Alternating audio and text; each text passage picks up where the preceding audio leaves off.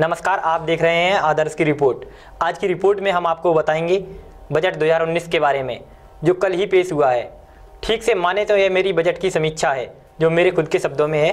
हो सकता है आपको ये बीजेपी सरकार की आलोचना लगे, लेकिन यह वास्तविक आलोचना नहीं है, लेकिन यह हकीकत है देश के लोगों के लिए, देश की जनता के लिए। अब आते हैं अपनी समीक्षा पर। लोकसभा चुनाव से ठीक पहले अंतरिम बजट में मोदी सरकार ने अपना बड़ा सियासी दांव खेल दिया है। मोदी सरकार ने आयकर की सीमा 5 लाख तक बढ़ाकर मध्यम वर्ग और नौकरी पेशा वाले युवाओं को साधने की कोशिश की है। इतना ही नहीं, मोदी सरकार ने किसानों को भी साधने की कोशिश की है। 2 हेक्टेयर से कम जमीन वाले किसानों के लिए भी सरकार ने एक बहुत बड़ा ऐलान किया है। उनके लिए ऐलान यह है, सालाना 6,000 रुपये देने का वादा किया है। मोदी सरकार ने रक्षा बजट में भी बढ़ोतरी की है।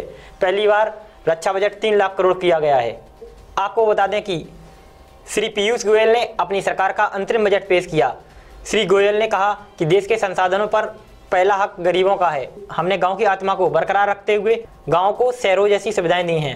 इसका आकलन गांव में रहने वाले खुद ही करें कि कितना वास्तविक सुधार हुआ है, और अपने गांव में झांकें और दूसरे गांव में जाकर झांकें। अगर शहर वाले लोगों को आकलन करना है तो अपने गाँव में फ़ोन लगाइए और पता कीजिए कितना विकास हुआ है, और अधिक हो सके तो गाँव में ज़रा नज़र डालने जाकर। गोयल ने भरोसा दिलाते हुए कहा कि सरकार 2022 तक सबको घर देगी। उन्होंने यह भी कहा कि भारत सबसे तेजी से बढ़ने वाली अर्थव्यवस्था बन चुका है। गोयल बोले, देश से भ्रष्टाचार कम हुआ है। उन्होंने कहा कि दुनिया ने भारत की ताकत को पहचाना और हमारी सरकार ने कमर तोड़ महंगाई की ही कमर तोड़ दी। गोयल साहब संसद में यह भी बोले कि किसानों की आमदनी दोगुनी हो गई है। अब यह आपका काम है, आकलन आपको खुद करना है कि किस अन्नदाता की आमदनी दोगुनी हुई है, और यदि किसी की दुगनी हुई है तो हमारे कमेंट बॉक्स में कमेंट भी लिखें। और अगर दुगनी नहीं हुई है तो अगले बजट का इंतजार करें। हो सकता है अगले बजट में या बीजेपी सरकार या आने वाली नई आगामी सरकार किसान भाइयों के लिए बजट को दुगना करे और किसान भाइयों की आमदनी दुगना करे। अब आप हमारी सुन लें। साल में 6,000 रुपये देने का भारत सरकार ने ऐलान किया है। किसानों के जख्मों पर यह नमक छिड़कने जैसा है। अगर आकलन किया जाए तो यह मनरेगा या वृद्धावस्था पेंशन से भी कम है। 2 हेक्टेयर खेत रखने वाले किसानों को यह पैसा दिया जाएगा। गोयल साहब के अनुसार इस योजना से देश के 12 करोड़ किसान भाइयों को फायदा होगा। 1 दिसंबर 2018 से यह योजना लागू मानी जाएगी। सीधे शब्दों में कहें तो महीने में किसान भाई को 500 रुपये मिलेगा, यानी कि इतने में किसान अपना पेट पालेगा। और बच्चों के लिए सरकारी स्कूल तो चल ही रहे हैं, जहां विश्व की सर्वश्रेष्ठ पढ़ाई होती है और फ्री में खाना भी मिलता है। वहीं दूसरी तरफ इलाज की बात करें तो भारत सरकार ने बहुत बड़ी योजना चला रखी है, जिसमें बहुत ही फ्री मुफ्त अच्छा इलाज किसानों के लिए दिया जाता है। आम आदमी भी इस इलाज से बहुत ही खुश है। बाकी आप हालात हमारे सरकारी अस्पताल की जानते होंगे, और अगर जानना है तो जिला अस्पताल और शहर के अस्पतालों में जरा झांक कर देखें। और अगर बात करें तो किसान अपनी सब्जी खुद ही उगाता है और फसलें भी खुद ही उगाता है, यानी कि 500 रुपये का किसान भाइयों को शुद्ध लाभ होगा। उनके खाते में 500 रुपये आएंगे और उनके भविष्य की रूपरेखा तैयार की जाएगी। अब आप समझ लें किसान भाइयों को इस बजट में क्या मिला। नंबर 1, पशुपालन करने वाले किसानों को लोन पर 2% की छूट मिली। नंबर 2, पशुपालन के लिए भी क्रेडिट कार्ड बनाया जाएगा। नंबर 3, 21,000 वेतन पाने वाले मजदूरों को 7,000 रुपये का बोनस मिलेगा। अब बोनस कैसे मिलेगा वो बाद में हम कभी विस्तार से चर्चा करेंगे।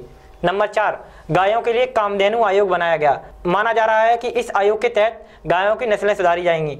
नस्ल सुधरेंगी तो किसान की आय हो सकता बढ़ जाए।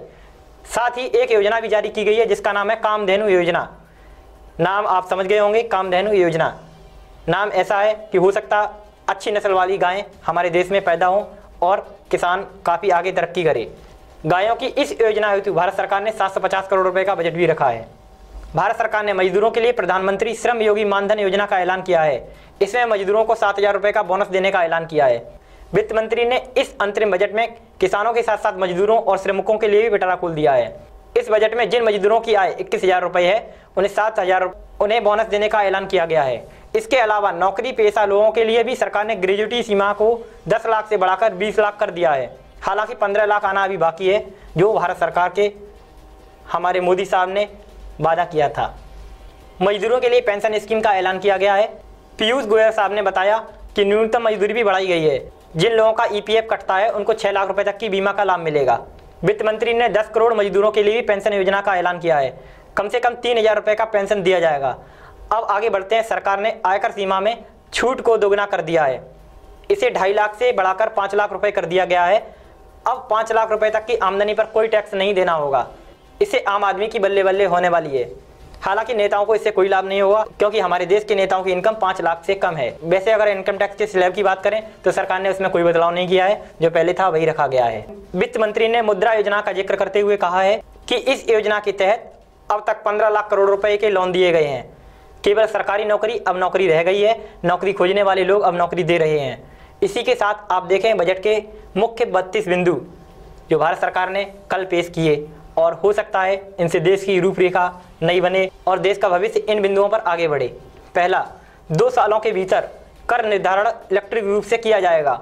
यह एक बहुत बड़ा कदम हो सकता है भारत के लिए। जब इलेक्ट्रॉनिक व्यवस्था होगी तो कर बटोरने में बड़ी आसानी होगी। दूसरा पॉइंट है, IT रिटर्न्स केवल 24 घंटों में प्रोसेस किया जाएगा। किस प्रकार होगा वो बाद में देखा जाएगा। तीसरा बिंदु है, केंद्र सरकार राज्यों को GST का न्यूनतम 14% अब राजस्व देगा। चौथा बिंदु है, 36 पूंजीगत वस्तुओं पर से सीमा शुल्क हटाया गया। पांचवा बिंदु है, GST परिषद ने घर खरीदारों के लिए GST दर घटाने की सिफारिश की। छठा बिंदु की बात अगर हम करें तो सभी कटौतियों के बाद 5 लाख रुपए तक की सालाना आय पर पूर्ण कर छूट मिलेगी। अगर हम 7वें बिंदु की तरफ नजर करें तो मानक कटौती 40,000 रुपए से बढ़ाकर 50,000 रुपए की गई। वहीं अगर हम 8वें बिंदु की बात करें तो खुद रहने पर दूसरे घर पर भी कर छूट मिलेगी। अब आते हैं 9वें बिंदु पर।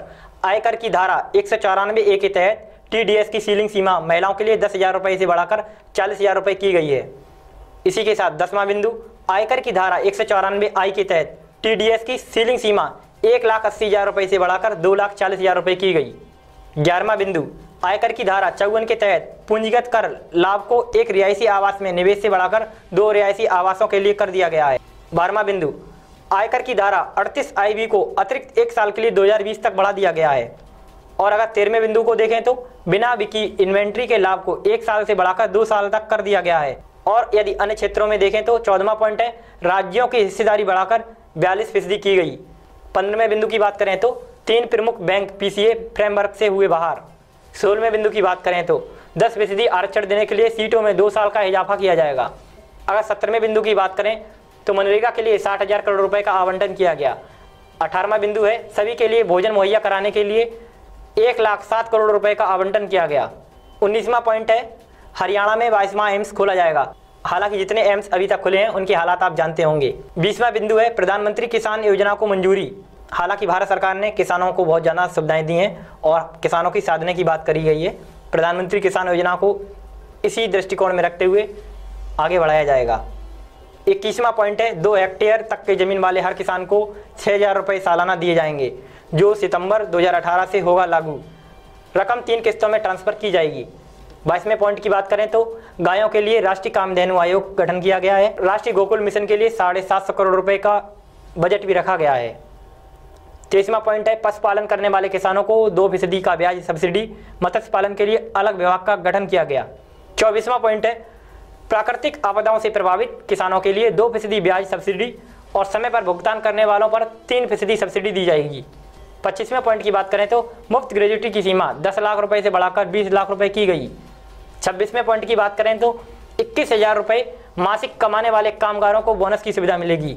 27वें पॉइंट की बात करें तो असंगठित क्षेत्र के कामगारों को 100 रुपए मासिक योगदान से 60 साल की उम्र के बाद 3,000 रुपए प्रति माह का पेंशन प्रदान किया जाएगा। वहीं अगर हम 28वें पॉइंट की बात करें तो सरकार ने उज्ज्वला योजना के तहत 6 करोड़ मुफ्त गैस कनेक्शन जारी करने का भी वादा किया है। 29वां पॉइंट, GST के तहत पंजीकृत MSME को 2% ब्याज सब्सिडी मिलेगी। 30वें पॉइंट की बात करें तो महिलाओं के सशक्तिकरण के लिए 26 हफ्तों का मातृत्व अवकाश मिलेगा। 31वें पॉइंट की बात करें तो रक्षा के लिए 3 लाख करोड़ रुपए का आवंटन किया गया है। यह भारत सरकार ने एक अहम योगदान दिया है। हालांकि इतने बड़ी रकम पहले कभी नहीं रखी गई। अगर हम अंतिम 32वें पॉइंट की बात करें तो अगले 5 सालों में 1 लाख गाँव डिजिटल बनाए जाएंगे।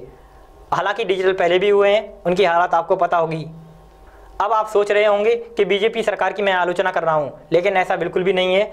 बस कुछ अंश ऐसे रखे मैंने जो हकीकत हैं। आज की रिपोर्ट में बस इतना ही। नमस्कार।